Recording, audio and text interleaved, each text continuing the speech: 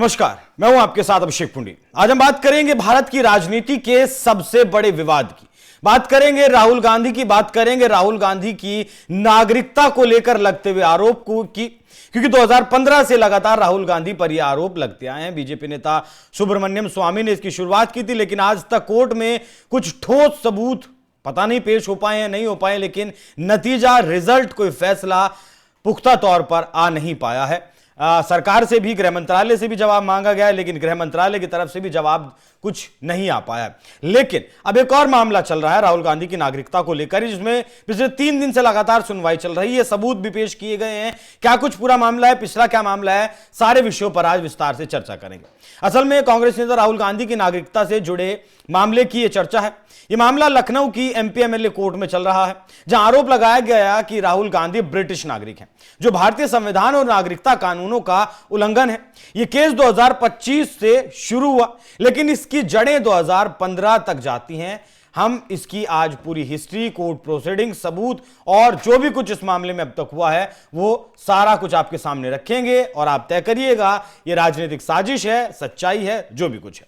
राहुल गांधी की नागरिकता पर सवाल पहली बार 2015 में उठे, जब बीजेपी नेता सुब्रमण्यम स्वामी ने दावा किया कि राहुल ने एक ब्रिटिश कंपनी बैकऑप्स लिमिटेड के दस्तावेज में खुद को ब्रिटिश नागरिक बताया था। 2019 में स्वामी ने गृह मंत्रालय से शिकायत इसकी की और मंत्रालय ने राहुल से स्पष्टीकरण मांगा। कांग्रेस ने इसे राजनीतिक हमला बताया।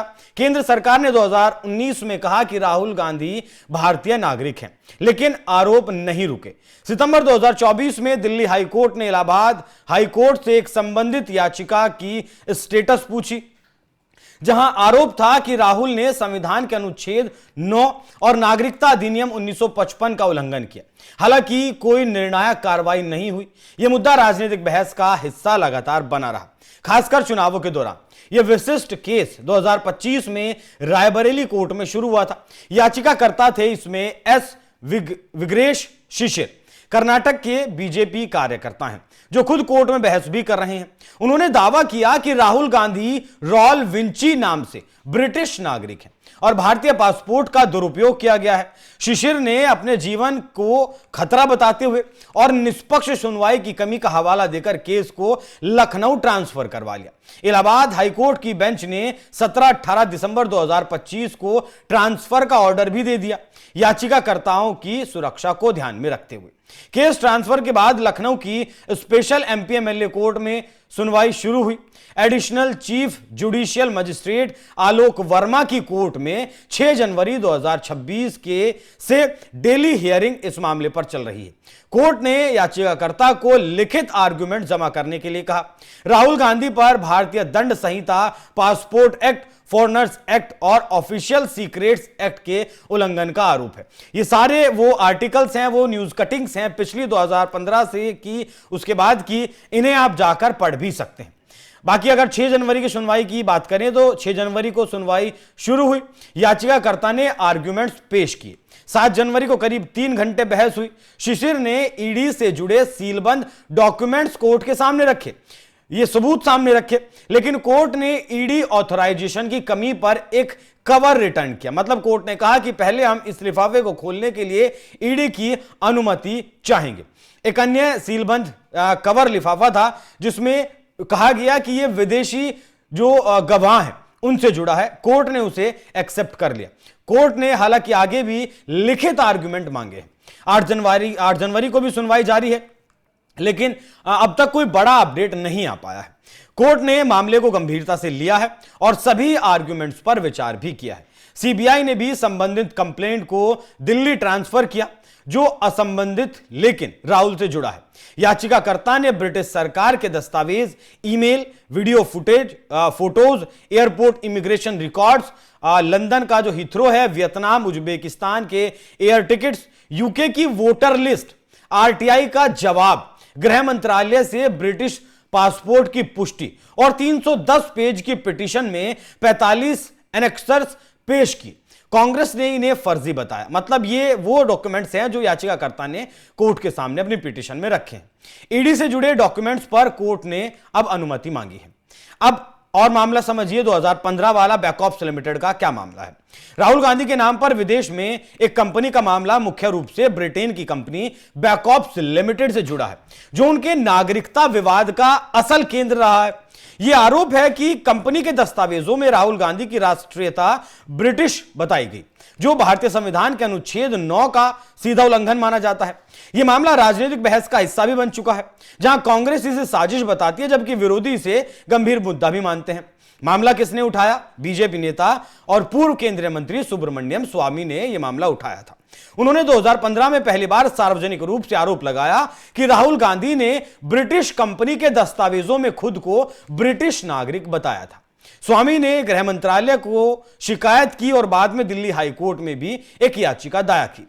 स्वामी लंबे समय से गांधी परिवार के खिलाफ कानूनी लड़ाई लड़ते रहे हैं, जैसे नेशनल हेराल्ड का मामला भी उन्होंने ही उठाया था। ये जो दस्तावेज आप अपनी स्क्रीन पर देख रहे हैं, ये गृह मंत्रालय को लिखा हुआ पत्र है। जैसे नेशनल हेराल्ड मामले में उन्होंने इस मुद्दे को सोशल मीडिया और मीडिया के जरिए भी उठाया। जैसे 2024 में उन्होंने ट्विटर पर पोस्ट किया कि अन्य लोग जैसे बीजेपी कार्यकर्ता एस विघ्नेश शिशिर ने भी नागरिकता से जुड़े अलग मामलों में इसे जोड़ा, लेकिन मूल आरोपी सुब्रमण्यम स्वामी ही है। दस्तावेजों से यह भी पता चलता है कि राहुल गांधी ने ब्रिटेन स्थित कंपनी बैकऑप्स लिमिटेड के वार्षिक रिटर्न में खुद को ब्रिटिश बताया था। बीजेपी नेता ने दावा किया कि उन्होंने यह दस्तावेज ब्रिटेन की कंपनी कानून अधिकारियों से प्राप्त किए हैं।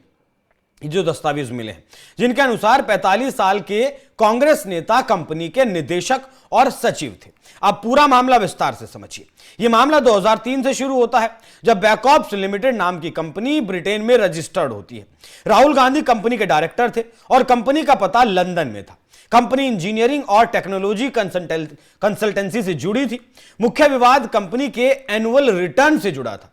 जब 2005-2006 के दस्तावेजों में यह आरोप लगा कि कंपनी के एनुअल रिटर्न जो ब्रिटिश कंपनी हाउस में फाइल किए गए में राहुल गांधी की राष्ट्रीयता ब्रिटेन की बताई गई थी।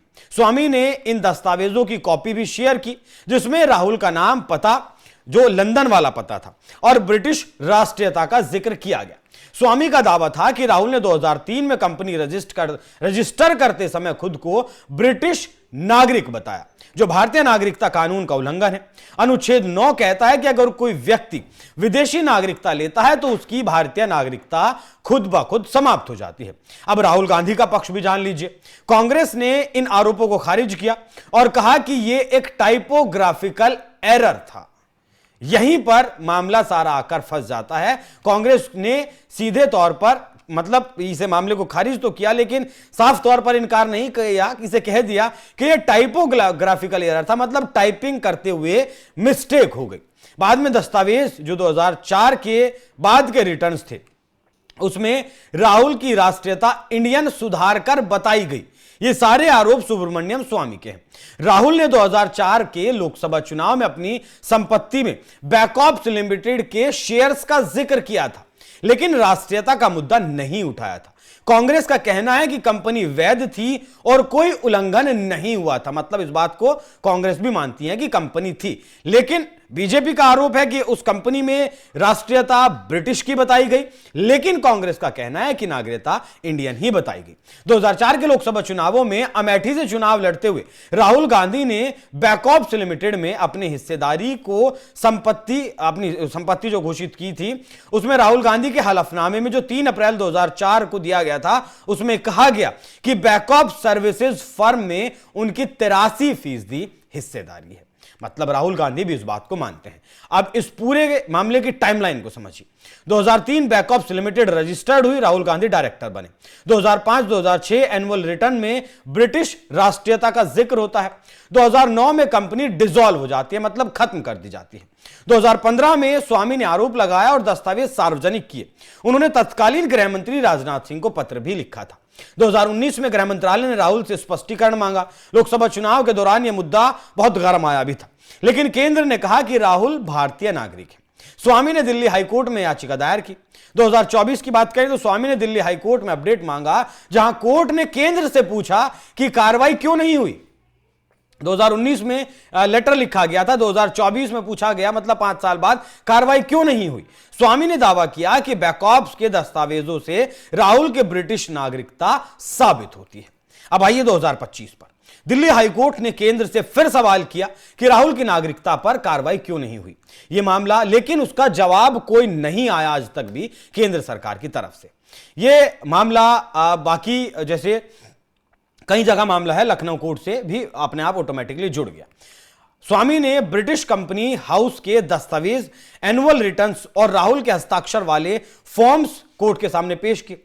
कुछ दस्तावेजों में राष्ट्रीयता ब्रिटिश से इंडियन में सुधार दिखाया गया, जो कांग्रेस के मुताबिक गलती सुधार था। इसे समझिए दोबारा से फिर। कुछ दस्तावेजों में राष्ट्रीयता ब्रिटिश से इंडियन में सुधार दिखाया गया, जो कांग्रेस के मुताबिक गलती सुधार था। स्वामी का कहना है कि यह छिपाने की कोशिश थी, गलती में सुधार नहीं था। यह मामला राहुल की नागरिकता रद्द करने की मांग से जुड़ा है, लेकिन कोई निर्णायक कार्रवाई इस पर नहीं हुई। बाकी यूट्यूब पर, रेडिट पर भी बहुत सारे दस्तावेज राहुल गांधी के वायरल हुए। अब जनवरी 2026 की अगर बात करें, दिल्ली हाईकोर्ट में स्वामी की याचिका अभी भी लंबित है, कोई फैसला नहीं आया। जहां कोर्ट ने केंद्र से बार बार अपडेट मांगा कि बताइए आपने नागरिकता के बारे में पूछा, क्या जवाब आया। गृह मंत्रालय ने कहा कि जांच अभी चल रही है, लेकिन कोई ना तो एफआईआर हुई और ना ही कोई अयोग्यता राहुल गांधी के खिलाफ साबित हुई। राहुल गांधी अभी भी भारतीय नागरिक हैं और संसद के सदस्य भी हैं, लीडर ऑफ अपोजिशन भी हैं। 2004 के लोकसभा चुनावों में अमेठी से चुनाव लड़ते हुए राहुल गांधी ने बैकऑप्स लिमिटेड में अपनी हिस्सेदारी को संपत्ति घोषित किया था, लेकिन उसके बाद उसमें कोई यह तक बताया था कि 83% हिस्सेदारी है। स्वामी ने न्यायालय के सामने दलील दी कि गृह मंत्रालय ने गांधी को कारण बताओ नोटिस भेजकर उनकी कथित ब्रिटिश नागरिकता के संबंध में स्पष्टीकरण मांगा था, लेकिन कोई जवाब नहीं मिला। उन्होंने तर्क दिया कि सरकार ने ना तो इस मामले को आगे बढ़ाया और ना ही कोई निर्णायक कार्रवाई की है। तो 2015 से लेकर 2026 तक की पूरी टाइमलाइन राहुल गांधी की नागरिकता के विवाद से जुड़ी आपको दिखाए। ये वो आर्टिकल्स हैं न्यूज के जो आप पढ़ सकते हैं, जिससे आपको अंदाजा भी लगेगा। वो डॉक्यूमेंट्स भी आपके सामने है जिसमें राहुल गांधी का नाम रॉयल विंची लिखा हुआ है, वो भी आप तस्वीरों में देख सकते हैं। बाकी आप इस विषय पर क्या सोचते हैं, किसकी गलती है किसकी नहीं है, क्या कुछ चल रहा है, उस पर कमेंट बॉक्स में अपनी राय जरूर दीजिएगा। नमस्कार।